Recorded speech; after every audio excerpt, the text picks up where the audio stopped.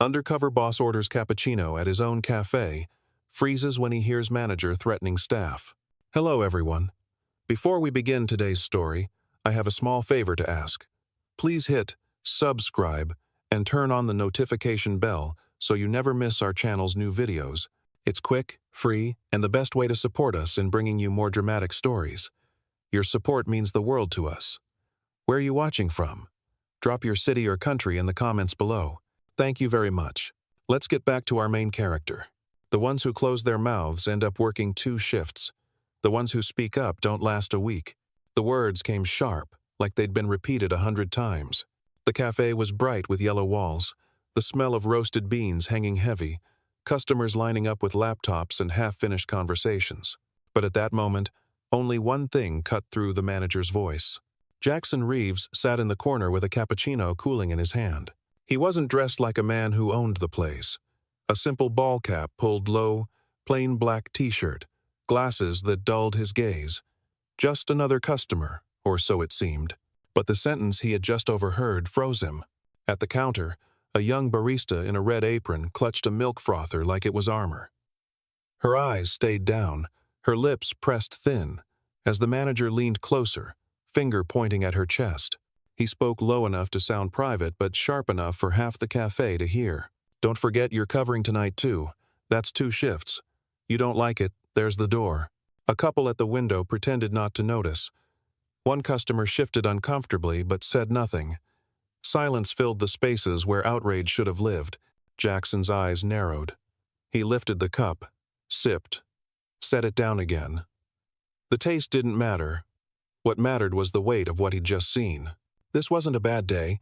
It was a system, written on the girl's posture, on the manager's smirk, on the way everyone else looked away. He remembered something he'd said years ago when Sunrise Cafe first expanded beyond a handful of locations. If you want to know if a store is healthy, don't ask the manager. Watch how the staff move when they think no one cares. And here, in this brightly lit cafe, the movement wasn't pride. It was survival. Jackson let the moment hang, as if debating whether he'd misheard. He hadn't. He pulled a small notebook from his jacket pocket, flipped it open casually, and wrote just 4 words. 2 shifts. Threatened. The pen stroke felt heavier than it should. The barista forced a smile at a customer waiting for a latte, but her hands shook as she steamed the milk. The manager stepped back, satisfied, adjusting his tie like he'd just set order back into the world. He never glanced at the man in the corner booth, never guessed that his empire was sitting 3 tables away, listening, recording every word. Some truths don't appear on profit sheets or performance dashboards. They hide in plain sight, folded between unpaid hours and stolen tips, waiting for someone to care enough to notice. And that morning, in a cafe he had built from nothing, Jackson Reeves noticed.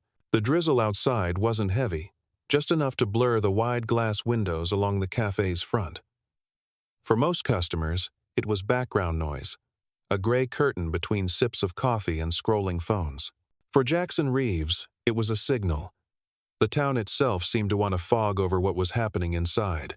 He stayed where he was, tucked in the corner booth, cappuccino cooling by the second. He wasn't here for breakfast. He hadn't even touched the croissant he'd ordered. He was here to watch. And already, the cracks in the surface were wider than he had expected. The young barista with the red apron moved like someone carrying more weight than cups and pitchers. Every step was precise, every motion rehearsed. She wasn't lazy, she wasn't unskilled, she was surviving. He saw it in the way she poured milk without hesitation, in the way she wiped the counter twice before turning her back on the manager. She was building invisible armor against words that had clearly been repeated too many times. Across the room, the manager adjusted his jacket, slipped behind the counter, and leaned over the POS screen. His hands tapped quickly, too quickly, for someone ringing up a simple order. Jackson noticed the shift.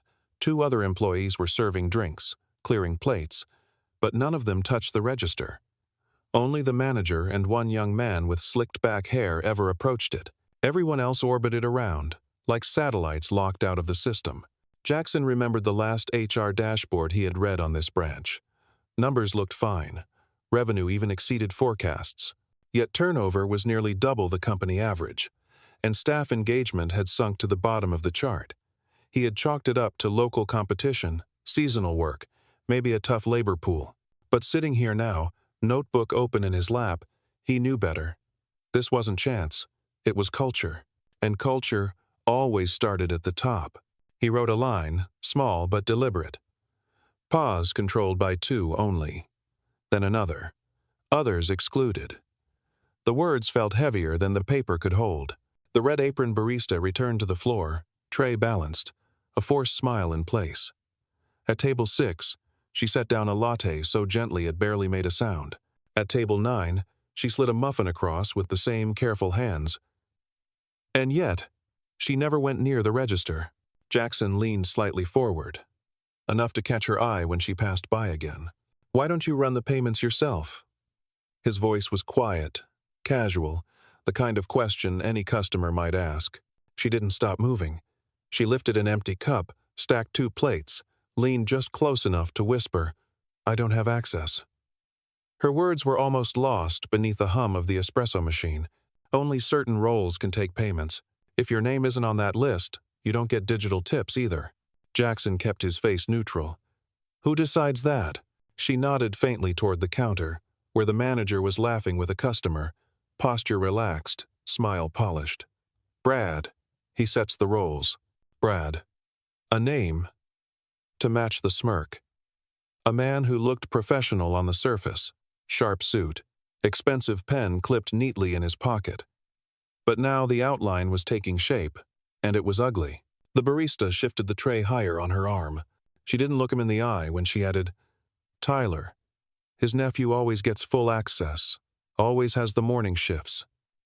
She turned away quickly, before her words could catch anyone else's ears. Jackson didn't reply. He didn't need to. His jaw tightened, his hand closing lightly around the notebook. This wasn't oversight. It wasn't a glitch in the system. It was deliberate. The rain outside tapped harder against the glass, as if punctuating the silence that followed. Customers sipped, scrolled, ignored. The cafe hummed on like nothing was wrong. But at that corner booth, the man with the cappuccino knew everything had just changed. Because this wasn't just a coffee shop anymore. It was evidence. And the investigation had already begun. Jackson didn't move for a long time.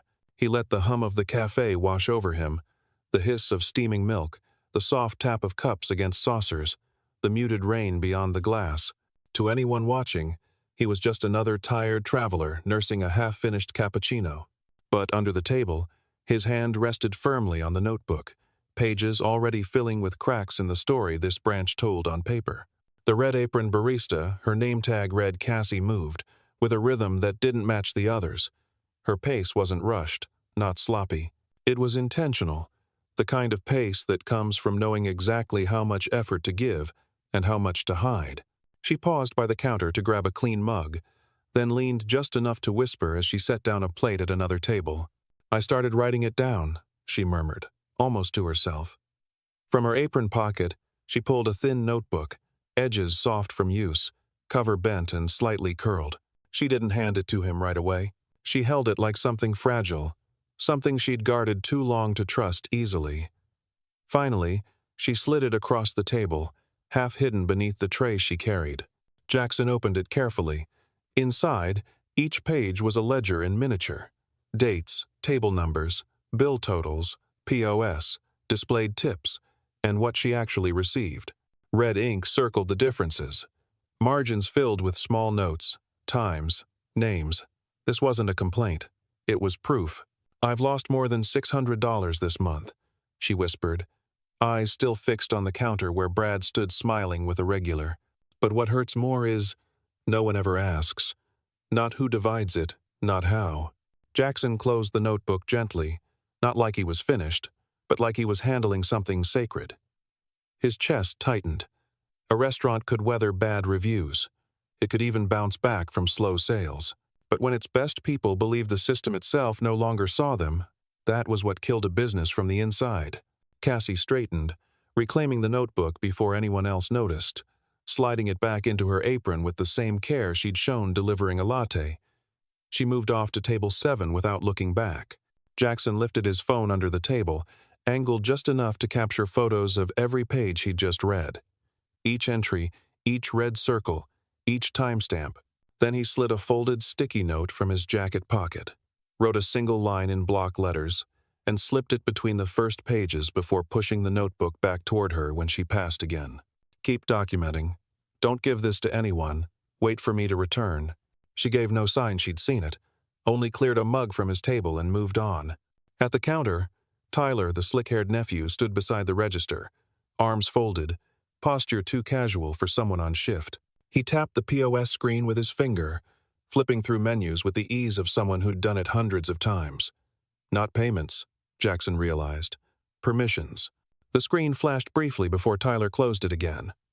Jackson caught just enough. User role settings. Access level. Advanced. Username. Tyler C. His hand tightened around the coffee cup. The surface calm he wore never wavered. But inside, a map was already forming dots, connecting between Cassie's notebook, the closed ranks around the register, the HR reports that never lined up. Behind him, a new employee fumbled with her tray, clearly on her first week. She hesitated at table 5, confused by the POS code for a comp request. Cassie swooped in quietly, crouching beside her, explaining how to flag an allergy, how to adjust modifiers, how to keep track. Then, in a voice just low enough for only the trainee and Jackson to hear, she added, "Careful not to let Tyler help you. He won't do it right. He won't do it for you at all." Jackson didn't look up. He didn't need to. He knew then Cassie wasn't just surviving. She was holding this place together. Quietly. Alone. Invisible. The coffee had gone cold, but he didn't notice. His blood was warm enough now, not with anger, but with clarity. This wasn't a misunderstanding. This was design. And Brad Coleman, standing smug behind the counter, had been the architect. Jackson Reeves slid the empty cup away, rose slowly, and left without a word. The rain had stopped, but inside him, a storm had already begun. It took exactly 93 seconds. That was the length of the call. "Mara," Jackson said, voice low but steady as he walked back to his truck, rainwater dripping from the brim of his cap. "We have a problem. The POS system is being manipulated. I need you to go in quiet, line by line, every role assignment, every tip account." On the other end, Mara Lynn didn't ask for details. 7 years as head of internal investigations at Sunrise had taught her when the CEO's tone shifted like this, the details would follow soon enough. She simply replied, "Understood." By the time Jackson pulled onto the main road, the silent audit had already begun. Branch 42's POS terminal switched into a hidden configuration, invisible to staff. Transactions, overrides, role changes, all of it was now being recorded in real time, line by line. The diner kept running like nothing had changed. Customers sipping cappuccinos, plates of muffins sliding across counters, but the system was no longer theirs.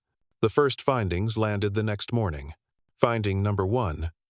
The system had been modified with a hidden tier called Preferred Internal, not visible on the public role list, not documented anywhere in official manuals. That tier had been applied to exactly 3 accounts: Brad Coleman, branch manager, Tyler C., part-time barista, and one labeled Kitchen Support 03. Finding number 2. Over the past 30 days, total digital tips exceeded $4,800. 67% had been routed through Tyler's account, despite him serving less than 15% of the tables. Finding number 3. Payroll data showed a part-time kitchen employee named Marcus Hill. He had clocked in 21 of the last 25 mornings, but no onboarding file existed. No tax paperwork. The Social Security number attached to his record was already flagged in another branch 2 years ago, when Jackson remembered quietly shutting down a similar case that never had enough proof. That branch's manager? The same, Brad Coleman. Finally, finance traced weekly payments from Sunrise's internal service accounts to an out-of-state shell LLC. The entity's name, Douglas Henderson LLC, looked like a third-party staffing company on paper. But the registration contact led back to an email Brad had once used years ago, long before his promotion. Jackson read the report in silence, eyes fixed, jaw set. The drizzle outside his windshield blurred the world, but nothing could blur what he held in his hands. This wasn't a single theft. It was structure, a system carefully bent until it no longer served the staff, only the few who had learned how to twist it.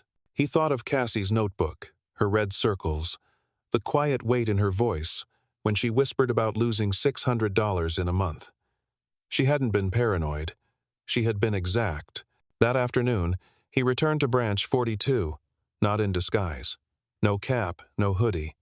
A navy blazer, crisp shirt, steady walk through the same doors he'd slipped through the day before. Conversations dipped as soon as he entered. A couple of customers glanced up, then back down.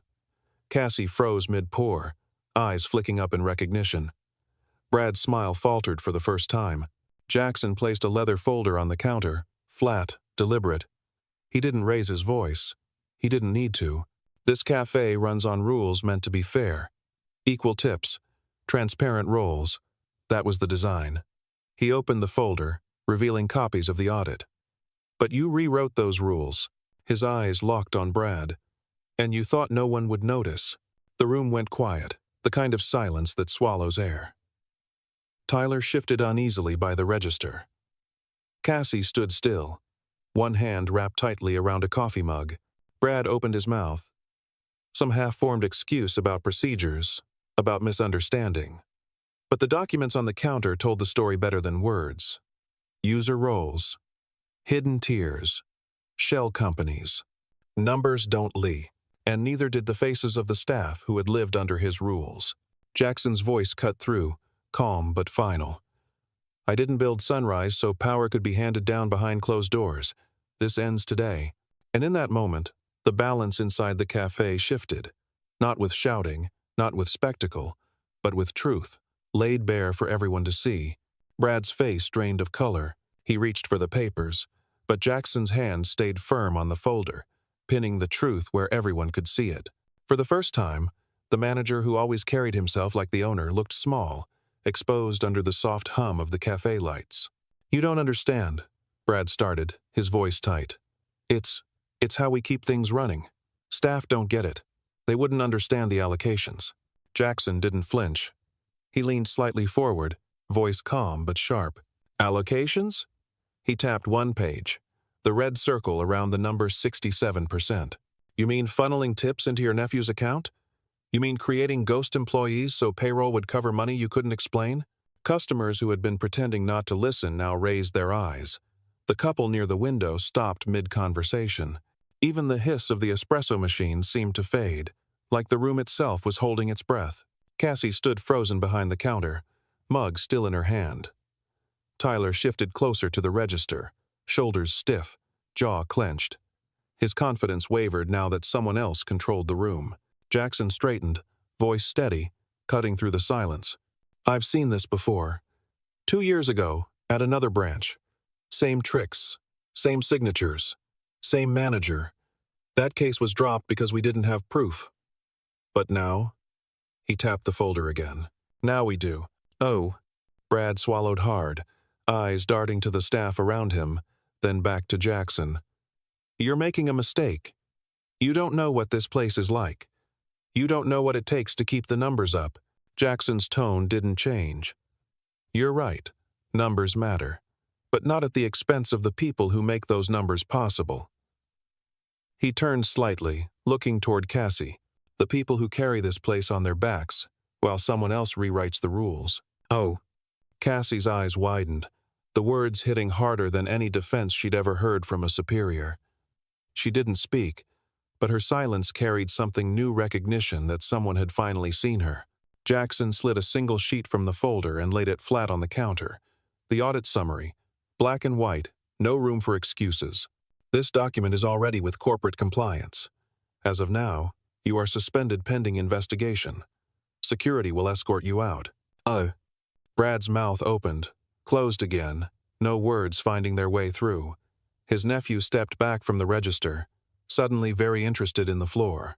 The quiet around them thickened. No one was smiling anymore. Jackson let the silence do the work.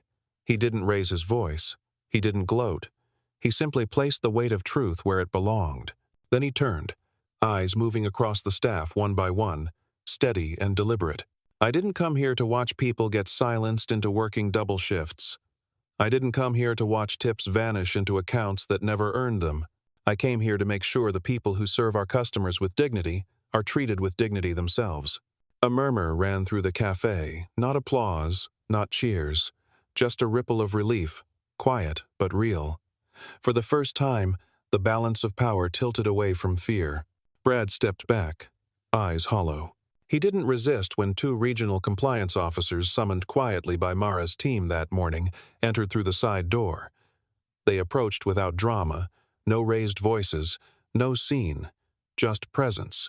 Brad's shoulders slumped as they guided him out, the cafe door shutting behind them with a final chime of the bell. Jackson exhaled slowly.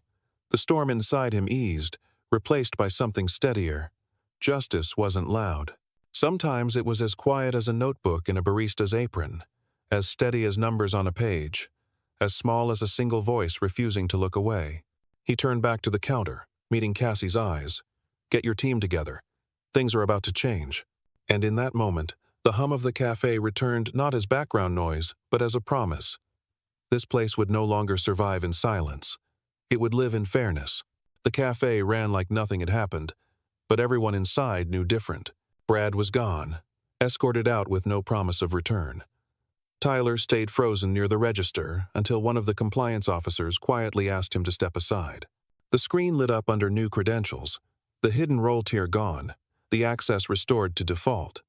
For the first time in months, the system reflected what it was supposed to: fair, equal, transparent. Jackson remained at the counter, blazer crisp, presence calm but undeniable. He didn't need to announce himself again. Every employee had already pieced it together. The man in the corner booth yesterday, the one scribbling in a notebook, was the same man who had just dismantled their manager in silence. Cassie gathered the staff near the espresso machine. Their faces told the story better than words. Exhaustion layered with disbelief, a fragile hope breaking through. One trainee still clutched her notepad like a shield, eyes wide as if waiting to be told she could go home. Another barista looked at the floor, ashamed for having stayed quiet so long. Jackson's voice broke the stillness, low and steady. "No one here should ever have to choose between keeping a paycheck and keeping their dignity. That ends today." He gestured toward the register. "From this moment, every role will have access to process payments. Tips will be split as designed equal across staff, tied to the hours you work and the service you give." The trainee whispered, almost afraid. "So, no more disappearing tips?" Jackson met her eyes. "No more disappearing anything." Cassie stepped forward, notebook still tucked in her apron, though now it looked less like evidence and more like a symbol.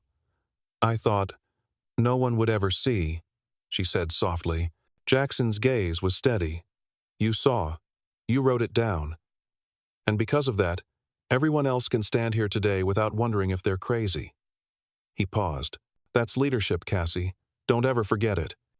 "Oh," she blinked, caught off guard, then nodded once, the weight of recognition settling in. One of the compliance officers approached with a tablet. "Mr. Reeves, the audit reports are syncing live now. System's been reset. Every discrepancy logged. Every false roll archived."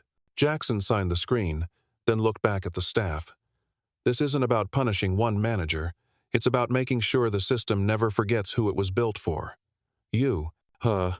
The silence that followed wasn't heavy anymore. It was release. Shoulders eased, breaths came steadier. Even the background chatter of customers picked up again, no longer hushed by tension. Cassie poured a fresh cappuccino, setting it on the counter with both hands. This time, her smile wasn't forced. "On the house," she said quietly. Jackson accepted it, the foam still warm. He didn't need the coffee. What mattered was the gesture, the small act of someone who finally felt seen. He turned to the group once more. "In the coming weeks, you'll see changes. Transparent scheduling, fair audits. No one will be invisible again." He let the words settle. "But it starts with you. Hold each other accountable. Don't let silence cover what matters." The trainee straightened. Cassie exhaled. The staff looked at one another with something close to relief. Outside, the drizzle had stopped, the pavement still glistening in the afternoon light. The neon sign buzzed faintly above the glass door. Open 24 hours. For the first time in a long time, Those words meant something more than business. They meant trust.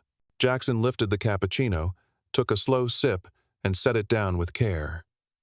His work here wasn't finished, but the foundation was laid. Because a cafe can run on coffee and pastries, but it survives on dignity. And from this day forward, that dignity had been restored. That evening, long after most customers had left, and the cafe's neon sign flickered against the wet street, Jackson remained seated at the corner booth.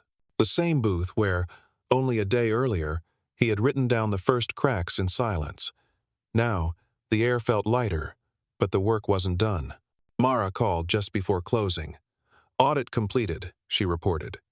"All accounts tied to the hidden tier have been frozen. Payroll adjustments are in motion. Staff will receive back pay for the tips withheld over $9,000 across the last quarter." Jackson closed his eyes briefly, letting the number sink in. 9,000. Not corporate change, not executive-level sums, but to the people who worked these shifts, it meant rent caught up, groceries covered, a week's worth of breathing room. "Make sure every employee knows exactly what was stolen and what's being returned," he said. "No summaries, line by line. They deserve to see it all." "All understood," Mara replied, her tone crisp but carrying a hint of satisfaction. When he ended the call, Cassie was still wiping down tables, her sleeves damp, apron frayed. She moved slower now, not with exhaustion, but with the weight of a day unlike any she'd had before. Jackson stood, walked over, and placed the finished cappuccino cup gently on her tray. "Tomorrow, you'll meet with HR," he told her. "They'll ask you about your notes. Show them everything. You'll also be offered a new role training lead for this region." Her hand froze around the tray. "Me? You've already been doing the work," Jackson said simply. "You kept this place standing when no one else would. That deserves recognition, not punishment." Cassie blinked, her throat tight, and for a moment no words came. Then she nodded, voice barely above a whisper. "Thank you." The trainee, still stacking cups behind the counter, looked over, eyes wide. For her, this moment wasn't about money. It was proof that silence didn't have to be permanent. Jackson gathered his folder and notebook, sliding them back into his bag. He looked around the cafe one more time, the scuffed tables, the chipped counter edges, the humming refrigerator in the corner. Ordinary details, but each one now carried new meaning. This wasn't just a branch on a performance report. It was a place where fairness had been bent and nearly broken. And now, it was where the reset began. As he headed toward the door, Cassie's voice followed, steadier this time. "Mr. Reeves?" He paused, turning slightly. "Most people in your position, they don't come back. They don't sit in the corner with a notebook. They don't listen." She held his gaze, no fear left in it now. "Why did you?" Jackson let the question hang for a beat. Then he answered, voice quiet even. "Because a system only matters if it works for the people at the bottom. If it doesn't, it's not a system. It's a lie." Cassie nodded slowly, and in her eyes he saw something shift, belief, fragile but real. He stepped out into the night. The drizzle had stopped, the streetlights casting long reflections across the pavement. The cafe door closed behind him with the soft chime of the bell, but the sound felt different now. Not an end, a beginning. In his chest, the storm eased, but the clarity remained. Tomorrow, another branch would need to be tested, another silence broken. Tonight, though, he let himself breathe. Because fairness isn't a policy on paper. It's a promise written in every shift, every paycheck, every voice that refuses to be invisible. And for the first time in too long, that promise had been kept. Next morning, the cafe opened as it always did, lights buzzing on at 6, ovens humming, the first drip of espresso filling the air. To passing customers, nothing seemed different. But for the staff, everything had shifted. Cassie stood at the counter, shoulders no longer hunched, explaining the register system to the trainee. For the first time, her login worked. She tapped the screen, showed the sales process, then split a test tip evenly across all active staff. The number glowed on the display. Real, transparent, fair. The trainee's smile spread slow, like sunrise breaking over gray clouds. Jackson entered quietly, dressed in the same blazer as yesterday. He didn't need to disguise himself anymore. The moment he stepped through the door, The staff noticed. Cassie gave a small nod, not the fearful glance of the day before, but something steadier. "Back again?" she asked, wiping her hands on a clean towel. Jackson's reply was simple. "Just making sure it sticks." A couple of customers in line glanced at him, then back at the menu. They had no idea the man ordering a black coffee was the founder of the chain. They didn't need to. What mattered was that the cafe now functioned the way it was always meant to. Mara's overnight report pinged on his phone. Payroll corrections were already processed, deposits scheduled. Each employee would see the return of their stolen wages before the end of the week. He set the phone down and watched Cassie move confidently behind the counter, training the new hire like she'd been preparing for this role her whole life. Tyler's absence left a gap near the register, but no one complained. Instead, the air felt lighter, conversation flowed easier. Customers lingered longer, not because of spectacle, but because the cafe finally felt like a place built on trust. Jackson sipped his coffee, eyes scanning the room one last time. It wasn't perfection, it wasn't meant to be, but it was truth. And truth was enough to build on. He stood, leaving a folded note on the counter addressed to the team. 3 words in his own handwriting: "You matter here." Then he walked out into the bright morning, the sun breaking through yesterday's rain. Because leadership isn't about titles or suits. It's about presence, about choosing to see what others ignore. And in that little cafe, for the first time in a long time, everyone could finally breathe. The sun was fully up by the time Jackson stepped back onto the street. The cafe behind him carried on with the rhythm of a new day, machines humming, cups clinking, voices rising and falling in ordinary conversation. Yet nothing about it was ordinary anymore. Cassie's notebook no longer needed to hide in an apron pocket. The staff didn't have to glance nervously toward the register to wonder where their hours or tips had gone. For the first time in months, they worked without fear. And that was the real measure of change, not the numbers on a balance sheet, but the posture of people finally standing straight. Jackson paused at the corner, watching through the glass as Cassie guided the trainee with steady patience. He knew she would thrive in the role ahead, not because of a promotion title, but because she had already proven herself. Leadership had lived in her long before anyone noticed. All she had needed was someone to see it. He took a slow breath, the air sharp and clean after days of drizzle. His phone buzzed with another message, another branch flagged for review. He slipped it back into his pocket. There would always be another cafe, another hidden wrong, another silence to break. That was the work. That was the promise. As he walked down the block, he let his thoughts settle on one simple truth. Fairness is not loud. It doesn't shout from headlines or cling to grand gestures. Fairness is quiet, repeated in every paycheck that arrives on time, in every tip split honestly, in every shift scheduled with respect. It is a promise that only matters when it is kept daily. Jackson Reeves had no need for applause, no need for recognition. He left the cafe the same way he had entered, quietly, deliberately, almost invisible. But the difference was clear. Inside those walls, the people who once felt invisible now knew they were seen. Because justice doesn't always come with cameras or crowds. Sometimes it arrives in silence, one ledger corrected, one voice restored, one cafe transformed. And that was enough.